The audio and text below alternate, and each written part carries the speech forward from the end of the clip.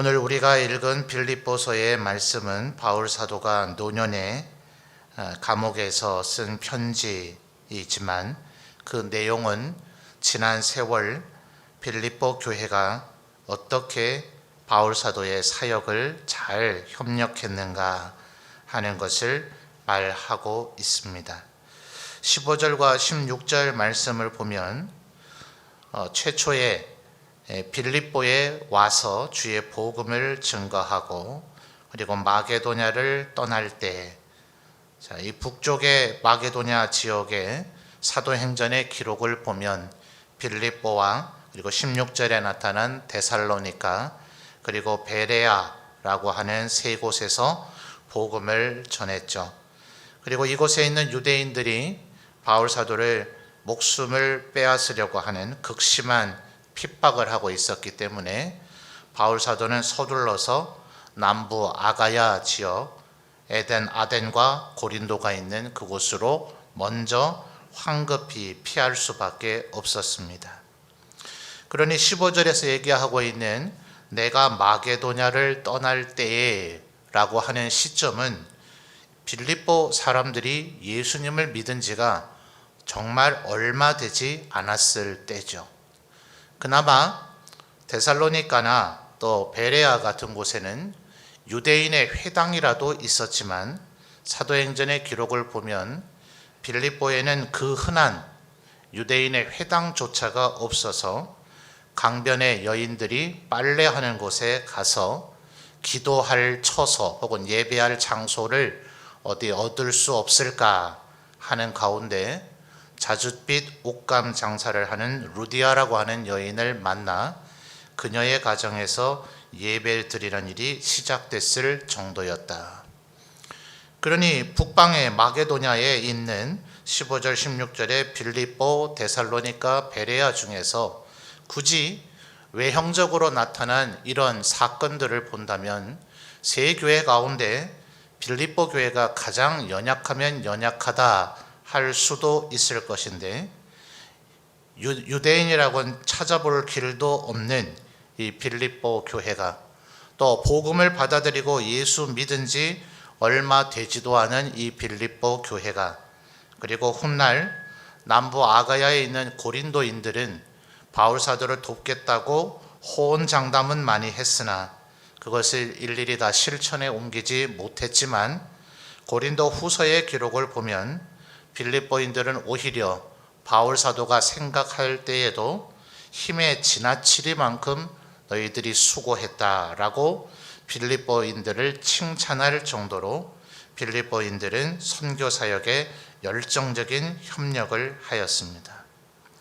그러니 15절의 하반절을 보면 내가 마게도냐를 떠날 때에 주고받는 내 일에 참여한 교회. 그러나 14절로 거슬러 올라가서 보면 빌립보인들은 단순히 재정 후원자로서 끝난 것이 아니라 14절 같이 한번 볼까요? 그러나 너희가 내 괴로움에 함께 참여했다 할 정도로 빌립보인들은 그저 선교 헌금 보내고 끝난 교회가 아니라 바울 사도와 함께 또 바울 사도와 동일하게 바울 사도와 같은 마음, 같은 생각, 같은 뜻을 가지고 하나님의 이 사역을 적극적으로 동참한 교회였다 하는 것입니다.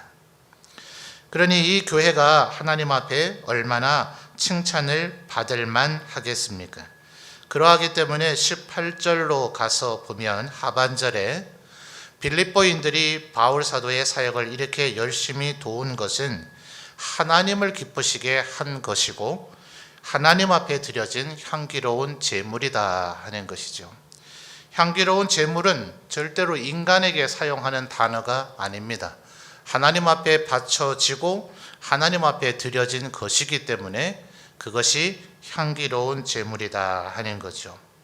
우리 성도님들도 꼭 기억해야 되는 것은 우리 교회를 섬기고 있는 국내의 목회자들이나 우리 점천제일교회도 4명의 목회자가 있죠. 또 원로 목사님까지 하면 5분의 목회자들이 있는데 이 목회자들을 섬기는 것이나 또 해외 선교사를 섬기는 것들은 그 개인 사람을 섬기는 것이 아닙니다. 여러분은 하나님 앞에 향기로운 제물을 드리는 것이고 하나님 앞에 드려진 향기로운 제물 중에 일부가 목회자나 선교자를 위해서 사용이 되어지는 것이죠. 그러니 여러분이 이 일을 힘써 하는 것은 하나님을 기쁘시게 한 것이고 하나님 앞에 드려진 향기로운 제물이기 때문에 19절에 바울 사도는 확신 있게 이와 같은 축복을 할 수 있는 것입니다. 바울 사도가 19절에서는 사실은 좀처럼 이렇게 얘기하지는 않죠. 그러나 바울 사도가 빌립보인들에게 너무나 고마운 마음을 갖고 있기 때문에 19절 첫 단어들이 뭡니까? 나의 하나님이 그리스도 예수 안에서 영광 가운데 그 풍성한 대로 너희 모든 쓸 것을 채우실 것이다. 왜냐하면 이 사역은 바울 사도 개인을 도운 것이 아니라 바울 사도가 하고 있는 일을 도운 것이 아니라 하나님의 사역을 함께 동참한 것이고 하나님을 섬긴 것이며 하나님을 기쁘시게 한 것이기 때문에 반드시 하나님께서 그 은혜와 사랑으로 되갚아 주실 것이다 하는 것입니다. 지금까지 우리 점천 제1교회가 선교 사역을 잘 감당했다 하는 것은 우리 한국의 수많은 교회들 가운데서도 귀감이 될 만한 그런 기록입니다. 여러 교회에 대한 사실들을 제가 집안에 목회자들이 많기 때문에 이곳저곳을 인생의 삶 자체가 그곳을 돌아다녀 볼 때도 있었고 저는 거의 우리 점천제일교회에 와서 지금 제 생애 가운데 가장 오랜 세월을 한 곳에서 살고 있어요. 저는 초등학교 6개 학년도 다 다르고 중학교도 전학을 했고 고등학교는 심지어 5년 만에 졸업해야 될 정도로 제 나름대로는 인생의 굴곡이 꽤나 많았습니다. 그때마다 수많은 곳을 다니며 수많은 교회들을 경험해 보았지만 우리 한국 안에서도 이와 같이 선교의 사명을 잘 감당한 교회는 유례를 찾아보기가 어려울 정도입니다. 특별히 우리 원로 목사님과 우리 원로 장로님들 또 우리 교회를 오랜 세월 함께 섬겨온 우리 성도들이 1988년 그리고 1995년에 협력을 하는 게 아니라 선교사를 그것도 서부 아프리카 지역 준 이슬람권이라고 말할 수 있는 나이지리아와 감비아에 선교사를 파송했다 하는 것은 시기적으로만 앞서 있을 뿐만 아니라 그 선교의 지역과 그 선교의 결정에 대해서도 우리 한국 선교사의 기념비가 될 만한 사건입니다. 분명히 예배당을 지어주는 일도 필요합니다. 우물을 뚫어주는 일도 필요합니다. 그러나 그것은 사실은 교회가 아닌 일반 NGO라 그러죠. 비정부 기구, Non-Government Movement라고 하는 그런 오가니제이션이라고 하는 그 기구들도 얼마든지 할 수 있는 일인데 우리 점천제일교회는 그런 부수적 사역에 주목하지 아니하고 성경을 번역하고 교회를 개척하는 교회의 본질 사역에 주목했다 하는 것. 비용 면에서도 그렇고 효율 면에서도 그렇고 접근 가능성 면에서도 그렇고 선교사들의 준비나 선교사들의 생존 면도 그러하기 때문에 대부분의 교회가 주로 동남아나 아니면 중국권, 이 동아시아권을 벗어나지 못할 그 시절에 우리나라의 입장에서는 땅끝이라고 할 수 있는 서부 아프리카에 선교사를 파송했다 하는 것은 진실로 빌립보 교회와도 견줄 수 있을 만한 일이라 생각이 되어집니다. 아마 연세 많으신 성도님들은 다 어렴풋이 기억을 하시겠습니다만 1988년 또 1995년은 한국 교회가 무슨 선교를 하느냐 하는 의식이 교계 전반에 아직은 더 팽배해 있을 때입니다. 선교사님들이 대부분 철수를 했다고는 하지만 그때 당시도 아직 우리 한국을 선교하기 위한 선교사들이 100% 철수하지는 않은 한국 안에 이 땅을 선교하겠다 하던 선교사님들의 일부가 아직 남아있던 시절입니다.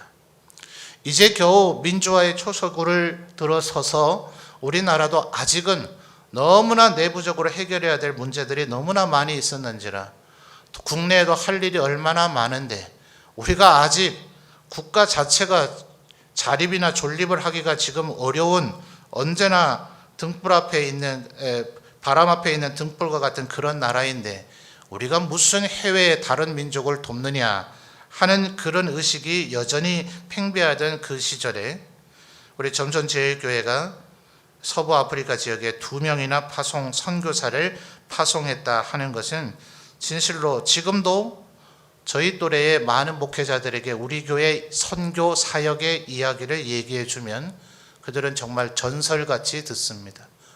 대도시에 있는 어마어마하게 큰 교회가 그렇게 했다 해도 놀랄 일일 텐데 그들은 사실 교계에 오래 교회 사역을 섬긴 분들은 점천제일교회를 알지만 젊은 목회자들은 점천제일교회에 대해서는 잘 몰라요.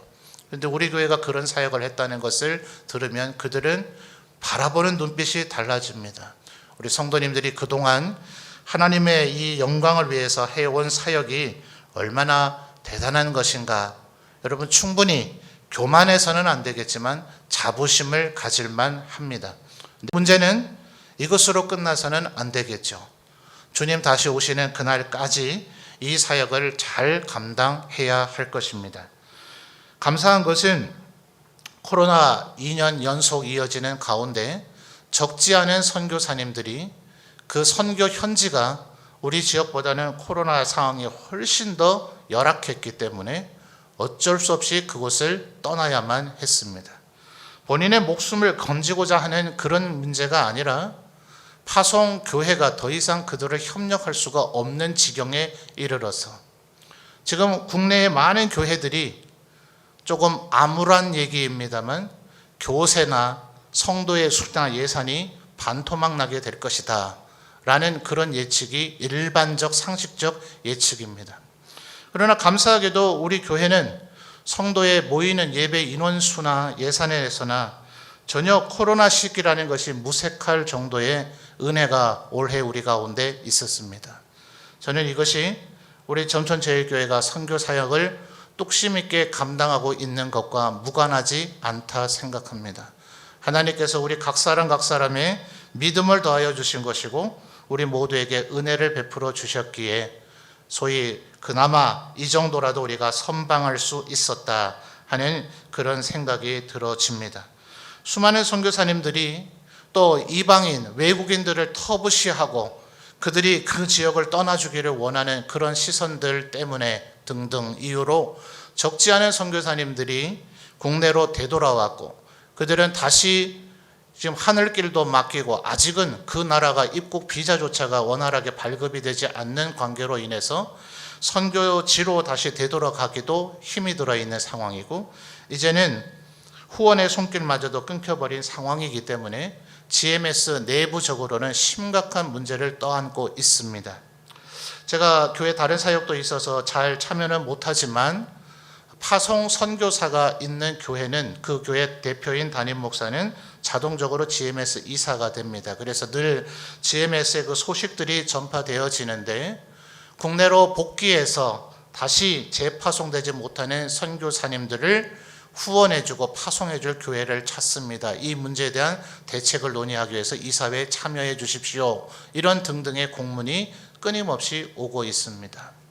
그러나 우리 교회는 지금 건강의 문제로 인해서 두 분이 국내에 들어와 체류하면서 지금 치료를 하고 있는 것 외에는 우리 선교사님들께서 정말 눈물 날 정도로 뚝심 있게 또 잠시 다른 이유 때문에 귀국하셨다가도 잠깐 열린 그 소위 지금 5차 파동이라 얘기하잖아요. 이 파동과 파동 사이에 코로나가 조금 완화됐을 그때에 여전히 누구라도 염려스러운 그때에 목숨을 걸고 다시 선교지로 복귀한 우리 선교사님들도 계십니다.